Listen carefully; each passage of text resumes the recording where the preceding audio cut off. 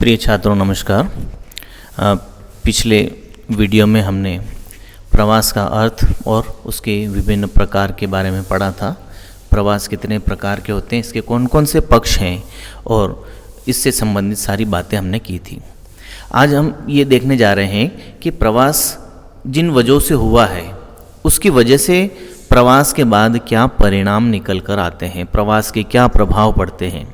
जिस स्थान से छोड़कर लोग अन्यत्र जाते हैं उस छोड़े हुए स्थान पर क्या इफ़ेक्ट आता है और जहाँ लोग पहुंचकर बसते हैं वहाँ पर क्या इफ़ेक्ट आता है।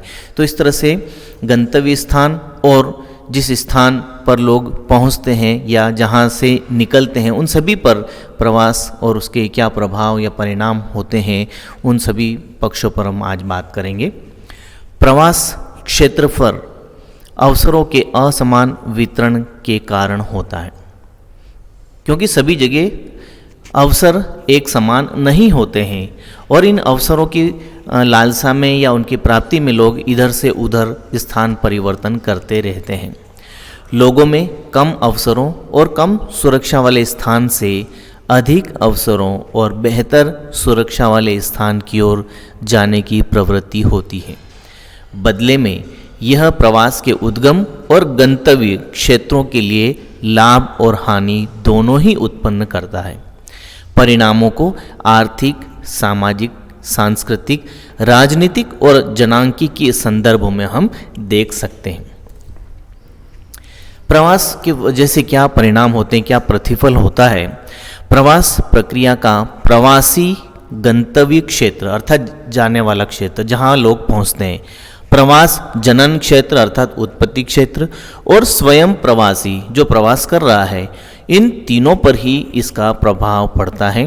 मुख्यतः इसको हम 4 प्रकारों में बांट सकते हैं। 4 प्रकार के प्रभाव हैं: जनसंख्यात्मक प्रभाव, आर्थिक, सामाजिक और सांस्कृतिक प्रभाव और शारीरिक प्रभाव। अब इनको हम थोड़ा सा विस्तार से पढ़ लेते हैं।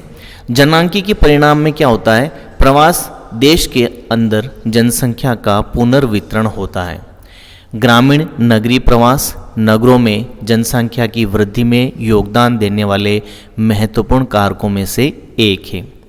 गांवों से या ग्रामीण क्षेत्रों में होने वाले युवा, आयु, कुशल और दक्ष लोगों का बाह्य प्रवास ग्रामीण जनांकीय संगठन पर विपरीत प्रभाव डालता है। यद्यपि कई राज्यों जैसे उत्तराखंड, राजस्थान, एमपी, महाराष्ट्र से होने वाले बाह्य प्रवास ने इन राज्यों की आयु लिंग संरचना में असंतुलन पैदा किया है और ऐसे ही असंतुलन उन राज्यों में भी उत्पन्न हुए हैं जिनमें ये प्रवासी जाते हैं।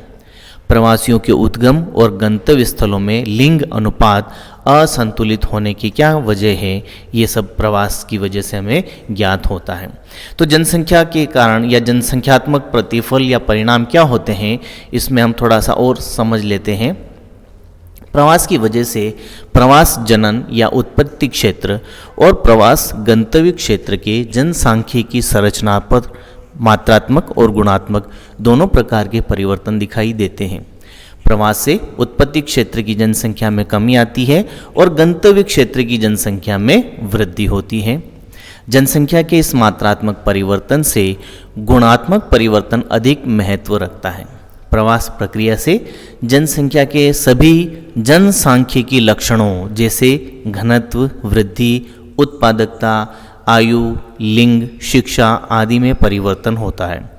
प्रवास में चयन प्रवृत्ति प्रबल होती है और यह प्रवासियों की आयु, लिंग व तकनीकी दक्षता पर निर्भर करता है।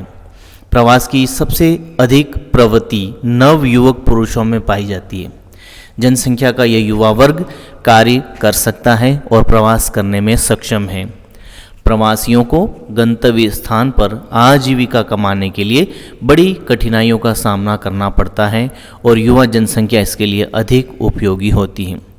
ये लोग गंतव्य स्थान की कार्यशील जनसंख्या में आसानी से समा जाते हैं। आर्थिक कारणों से स्त्रियां, बच्चे और वृद्ध लोग सबसे बाद में प्रवास करते हैं। इसके अलावा अधिक दक्ष लोगों को अधिक आसानी से रोजगार मिलता है। प्रवास के चयन के परिणाम स्वरूप जनन या उत्पत्ति स्थान और गंतव्य स्थान दोनों की जनसंख्या में आयु और लिंग संबंधी परिवर्तन आते हैं। गंतव्य स्थान की जनसंख्या में युवा पुरुषों का अनुपात बढ़ता है और जनन या उत्पत्ति स्थान की जनसंख्या में यह अनुपात कम होता है।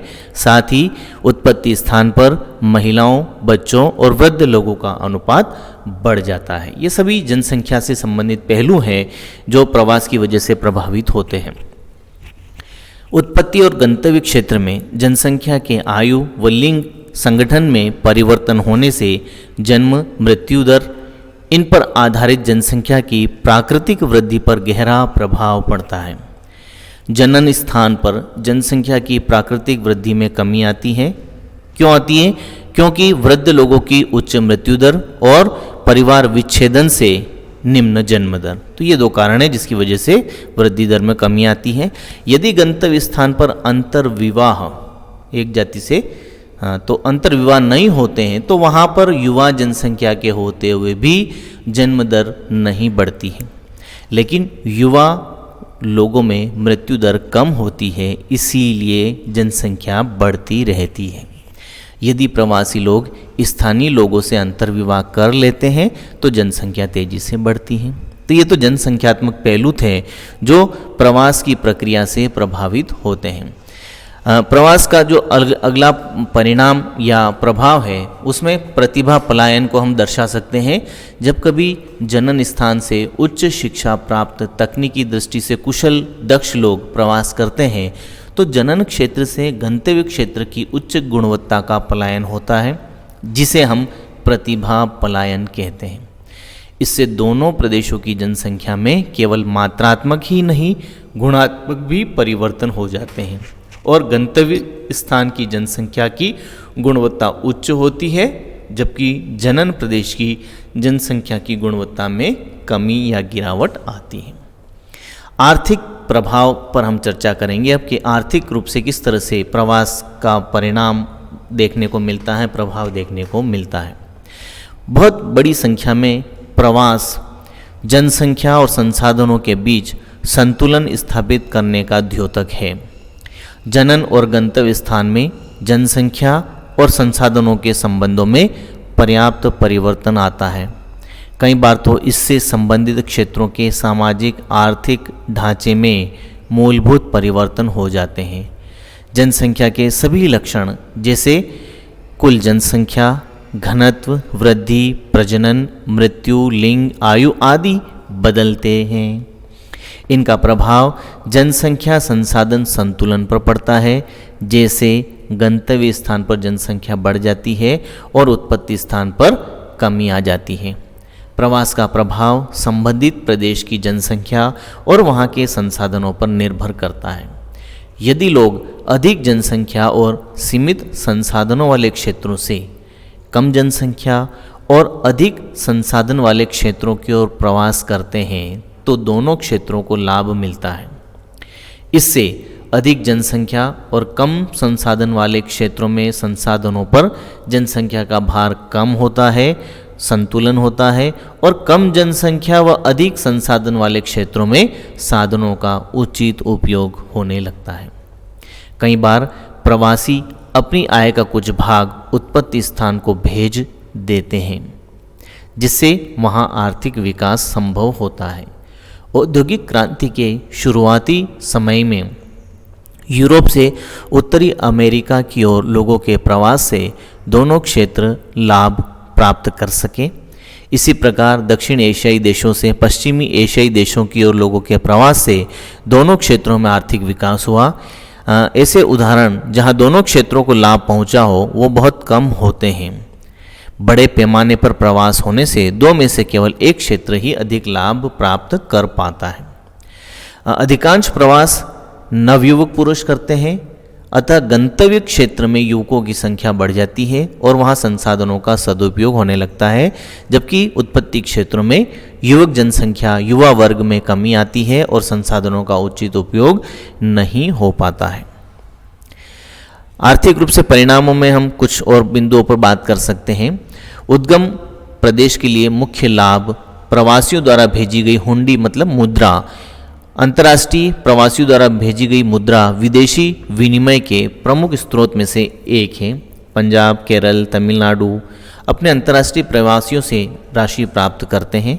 अंतर्राष्ट्रीय प्रवासियों की तुलना में आंतरिक प्रवासियों द्वारा भेजी गई हुंडियों की राशि बहुत कम होती है, लेकिन यह उद्गम क्षेत्र की आर्थिक वृद्धि में महत्वपूर्ण भूमिका निभाती है और इसका प्रयोग भोजन, ऋण अदायगी, उपचार, विवाह, शिक्षा, कृषि, निवेश, गृह निर्माण आदि कार्यों में किया जाता है। ये थे आर्थिक परिणाम। सामाजिक परिणाम क्या हो सकते हैं? प्रवासी सामाजिक परिवर्तन के अभिकर्ताओं के रूप में कार्य करते हैं। नवीन प्रौद्योगिकी, परिवार नियोजन, बालिका शिक्षा आदि से संबंधित नए विचारों का नगर से ग्रामीण क्षेत्रों की ओर विसरण इन्हीं के माध्यम से होता है। अर्थात कई नगरीय अच्छी चीज़ें भी ग्रामीण क्षेत्रों तक पहुंचती है, ज्ञान की प्राप्ति होती है और उसका उपयोग ये अपने विकास और सामाजिक उत्थान हेतु कर पाते हैं। प्रवास से विविध संस्कृति के लोगों का अंतर मिश्रण होता है। इसके संकीर्ण विचारों को भेदते और मिश्र संस्कृति के उद्विकास में सकारात्मक योग मिलता है और अधिकतर लोगों के मानसिक क्षितिज को विस्तृत करता है। गंभीर नकारात्मक परिणाम भी कभी कभी भोगने को मिलते हैं, जो व्यक्तियों में खिन्न भावना उत्पन्न कर देते हैं। अपराध और कई दुरुपयोग, ड्रग्स जैसी असामाजिक क्रियाओं में भी लोग फंसकर अपने आप को परेशानियों में डाल देते हैं। सामाजिक आधारभूत ढांचे का भी प्रवास का इफेक्ट हमें दिखाई देता है। बहुत बड़ी संख्या में लोग रोजगार, उच्च जीवन स्तर की प्राप्ति में नगरों की ओर जाते हैं। नगरों के आधारभूत ढांचे में उसी अनुपात में विकास नहीं हो पाता जिस तेजी से नगर की ओर लोगों का आकर्षण होता है और इस वजह से रोजगार के अवसर कम होने लगते हैं। शिक्षा, स्वास्थ्य, परिवहन, समाज कल्याण जैसी सुविधाओं पर दबाव बढ़ता है। निम्न वर्ग के लोग रोजगार हेतु अधिक जाते हैं, जिन्हें नगरों में आवास और जीवन की अन्य सुख सुविधाएं उचित मात्रा में उपलब्ध नहीं हो पाती हैं और फलस्वरूप नगरों में मलिन बस्तियां, झुग्गी झोपड़ियां आदि का एक विकास होने लगता है, जो सामाजिक पतन का द्योतक है। कई तरह की बुराइयां इन मलिन बस्तियों में पनप जाती हैं। जीवन स्तर पर इसका प्रतिकूल प्रभाव पड़ता है। नगरों में भीड़ भाड़, बेरोजगारी के कारण कई सामाजिक समस्याएं पैदा होती हैं और अपराध की प्रवृत्ति बढ़ जाती है। तो ये सामाजिक ढांचे का पर जो प्रभाव पड़ता है वो है। सांस्कृतिक रूप से भी प्रवास प्रभावित करता है। सभ्यता का विकास होता है। प्रत्येक प्रवासी गंतव्य प्रदेश के नवीन वातावरण में अपना योगदान देता है और सभ्यता का विकास होता है। अलग अलग पृष्ठभूमि के लोग इकट्ठे मिलकर रहते हैं। प्रायः विभिन्न जातियों, धर्म, भाषाओं के लोगों में झगड़े विवाद होते हैं, तनाव बढ़ता है, जिससे प्रतिकूल प्रभाव भी हमें दिखाई देता है। भाषा संबंधी समस्याएं खड़ी हो जाती हैं। तो भिन्न भिन्न धर्मों को मानने वाले प्रवासियों में विवाद होते रहते हैं। विश्व के कई क्षेत्रों में इस तरह के विवाद और युद्ध की स्थिति बनी रहती है। शारीरिक रूप से भी कई तरह के हमें इसके प्रभाव दिखाई देते हैं। विभिन्न प्रजातियों के बीच विवाह संबंध होते हैं, नई नस्ल पैदा होती है जिससे शारीरिक परिवर्तन आ जाते हैं। विश्व के कई भागों में जनसंख्या अंतर प्रजातीय मिलन का प्रतिफल है।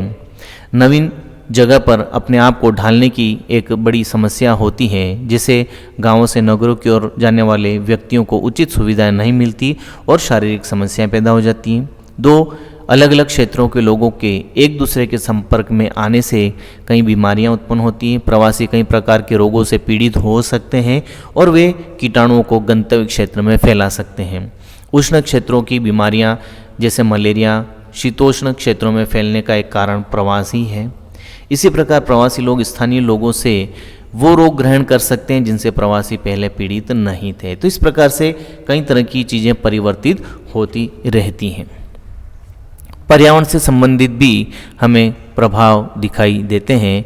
जैसे हम ग्रामीण क्षेत्रों से नगरीय क्षेत्रों में प्रवास अगर करते हैं तो इसकी वजह से लोगों का अति संतुलन नगरीय क्षेत्रों में वर्तमान सामाजिक और भौतिक संरचना पर दबाव डालता है।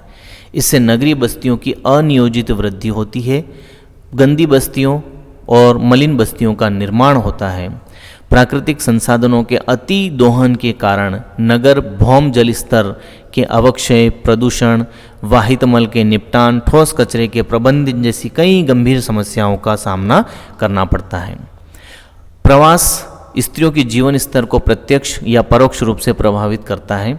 गाँव में पुरुष वर्णात्मक बाह्य प्रवास के कारण स्त्रियां या पत्नियां पीछे छूट जाती हैं और उन पर अतिरिक्त दबाव पड़ता है। शिक्षा, रोजगार के लिए स्त्रियों का प्रवास उनकी स्वायत्तता और अर्थव्यवस्था में भूमिका को बढ़ाता है। स्रोत प्रदेश के दृष्टिकोण से यदि हुंडिया प्रवास के प्रमुख लाभ हैं तो मानव संसाधन कुशल लोगों का ह्रास इसकी गंभीर लागत है, अर्थात गंभीर परिणाम है।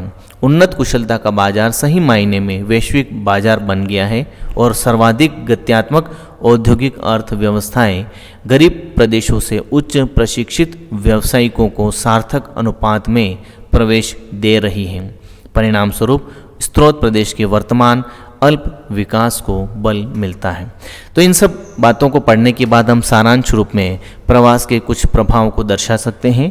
जनसंख्या के भार या दबाव में परिवर्तन होता है, अर्थात गंतव्य स्थान पर बढ़ता है, उद्गम स्थान पर कमी आती है। संस्कृतियों का मिलन होता है, समेकन होता है। नवीन देशों का आर्थिक विकास हो सकता है। पारस्परिक विकास होता है। जनसंख्यात्मक प्रभाव हमने कई सारे देखे थे अभी।